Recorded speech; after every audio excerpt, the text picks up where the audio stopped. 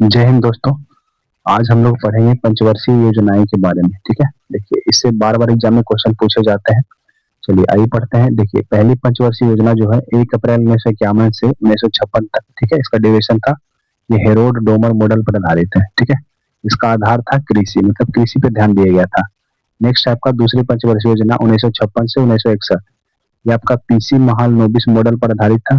ठीक है, इसका आधार था भारी उद्योग। नेक्स्ट है तीसरी पंचवर्षीय योजना जो आपका 1961 से 1966 तक चली, ये आपका सुखमय चक्रवर्ती मॉडल पर आधारित था। इसका आधार था कृषि और उद्योग, दोनों पे काम किया था। ठीक है, नेक्स्ट आपका योजना अवकाश काल आ जाता है 3 साल के लिए। ठीक है, देखिए इसके आगे आपका चौथी पंचवर्षीय योजना जो 1969 से 1974 तक चलता है, ये आपका गॉडगिल मॉडल पर आधारित था। ठीक है, इसका उद्देश्य था स्थिरता के साथ विकास करना। आगे बढ़ते हैं पांचवी पंचवर्षीय योजना पे, ये आपका 1974 से 1978 तक आया। ये आपका डीपी धर मॉडल पे आधारित था।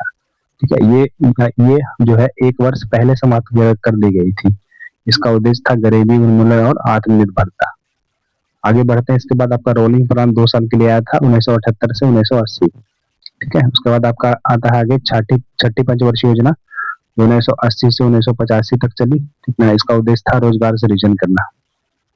नेक्स्ट सातवीं पंचवर्षीय योजना 1985 से 1990 तक आई।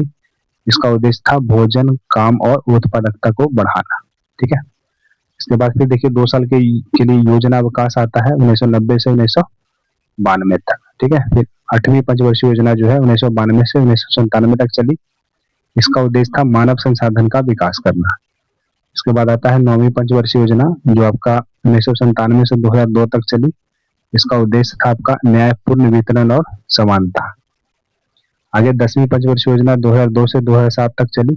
इसका उद्देश्य था समावेशी विकास करना। ठीक है, सबका साथ सबका विकास। उसके बाद आता है 11वीं पंचवर्षीय योजना जो 2007 से 2012 तक चली।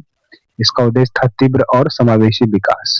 ठीक है, इसके बाद आता है लास्ट और 12वीं पंचवर्षीय योजना जो 2012 से 2017 तक चली। उसका उद्देश्य था आपका तीव्र, समावेशी और सतत विकास करना। ठीक है, चलिए वीडियो को ज्यादा से ज्यादा लाइक और शेयर करिए। धन्यवाद।